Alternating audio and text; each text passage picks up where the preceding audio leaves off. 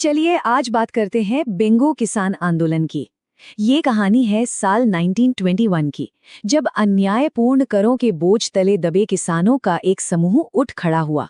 ये एक ऐसे संघर्ष की कहानी है जिसकी शुरुआत तो एक शांतिपूर्ण समझौते से हुई, लेकिन जिसका अंत एक दुखद हत्याकांड पर जाकर हुआ। तो चलिए इस पूरे मामले को समझने की शुरुआत एक सवाल से करते हैं। आखिर कैसे एक शांतिपूर्ण समझौते को बोल्शेविक फैसला जैसा मतलब एक खतरनाक नाम दे दिया गया? यही वो सवाल है जो इस पूरे आंदोलन की कहानी कहता है। अब इस पूरे संघर्ष की जड़ को समझने के लिए सबसे पहले हमें ये जानना होगा कि किसानों की असली समस्या क्या थी, और सबसे बड़ी वजह थी लाग-बाग। अब ये लाग-बाग क्या था? सीधे शब्दों में कहें तो ये तरह तरह के मनमाने टैक्स थे जो जागीरदार जब चाहें किसानों पर लगा देते थे, और ये उनकी कमर तोड़ रहे थे। और बात सिर्फ टैक्स तक ही सीमित नहीं थी, इसके ऊपर से थी बेगार की प्रथा। मतलब किसानों से जबरदस्ती काम करवाया जाता था और उसके बदले में उन्हें एक पैसा भी नहीं मिलता था। जरा सोचिए, अपनी ही जमीन पर इतनी मेहनत करने के बाद भी बिना किसी मजदूरी के काम करने पर मजबूर होना, कितना बड़ा अन्याय था ये।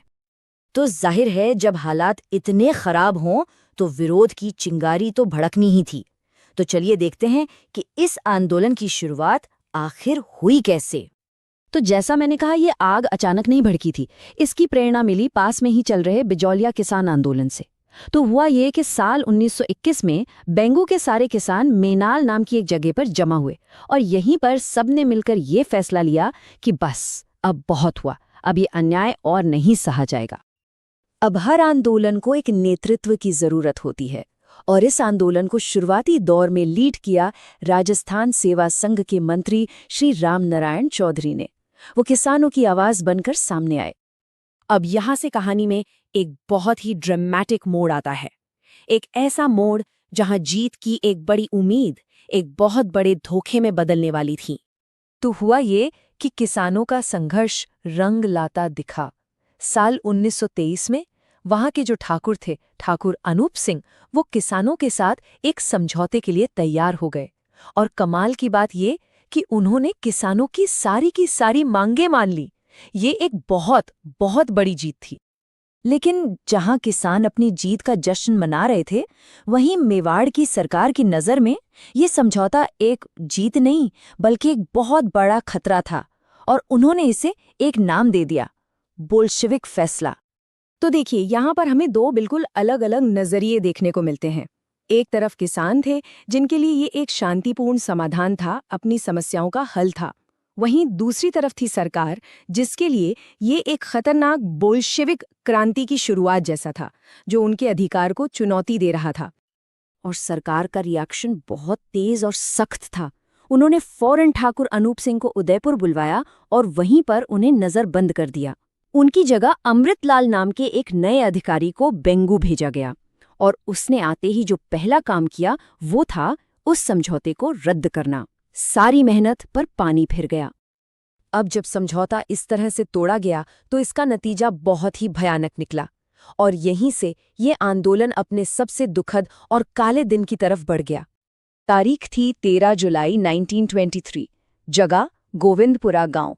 यहाँ पर किसान शांति से इकट्ठा हुए थे, बस ये बात करने के लिए कि अब आगे क्या करना है। उन्हें इस बात का बिल्कुल भी अंदाजा नहीं था कि कुछ ही देर में क्या होने वाला है। और फिर वही हुआ जिसका किसी ने सोचा भी नहीं था। उस निहत्थे शांतिपूर्ण जमावड़े पर राज्य की सेना ने बिना किसी चेतावनी के सीधी गोलियां चला दी। इस गोलीबारी में 2 किसान रूपा जी और कृपा जी शहीद हो गए। उनका ये बलिदान इस पूरे आंदोलन की एक अमिट पहचान बन गया। अब देखिए, इतनी बड़ी त्रासदी के बाद कोई भी आंदोलन टूट सकता है, बिखर सकता है, लेकिन बेंगू में ऐसा नहीं हुआ। यहाँ इसी राख से एक नई उम्मीद ने जन्म लिया। हाँ, ये बात सच है कि इस हत्याकांड के बाद किसानों का हौसला टूटने लगा था। ये स्वाभाविक भी था, डर और निराशा का माहौल था। सब सोचने लगे थे कि अब क्या होगा। और ठीक इसी मुश्किल और नाजुक वक्त में इस आंदोलन की कमान संभालने के लिए एक बहुत बड़ा नाम सामने आया, विजय सिंह पथिक। उन्होंने खुद आकर इस आंदोलन का नेतृत्व संभाला, और उनके आने से मानो किसानों में एक नई जान फूंक दी गई। तो सवाल ये है कि इतने सालों के संघर्ष उस समझौते और इतने बड़े बलिदान के बाद आखिर इस आंदोलन का नतीजा क्या निकला? क्या ये सब व्यर्थ गया? नहीं, बिल्कुल नहीं। उनकी लड़ाई का नतीजा एक बहुत ही महत्वपूर्ण संख्या में सामने आया, और वो संख्या है 34। ये वो 34 मनमाने लागबाग यानी टैक्स थे जिन्हें इस आंदोलन के बाद खत्म कर दिया गया। और ये जीत असल में कितनी बड़ी थी, इसका अंदाजा आप इस आंकड़े से लगा सकते हैं। उस समय कुल 53 तरह के टैक्स किसानों पर लगे हुए थे, जिनमें से 34 को पूरी तरह से खत्म कर दिया गया, मतलब आधे से भी ज्यादा। ये किसानों के लिए एक बहुत बहुत बड़ी राहत की बात थी। और यहाँ विडंबना देखे, जिस बोल्शेविक नाम का इस्तेमाल सरकार ने इस समझौते को, इस आंदोलन को बदनाम करने के लिए किया था, आखिर में वही नाम इसकी पहचान बन गया। आज भी बेंगू आंदोलन को उसकी क्रांतिकारी प्रकृति के कारण बोल्शेविक क्रांति की संज्ञा दी जाती है।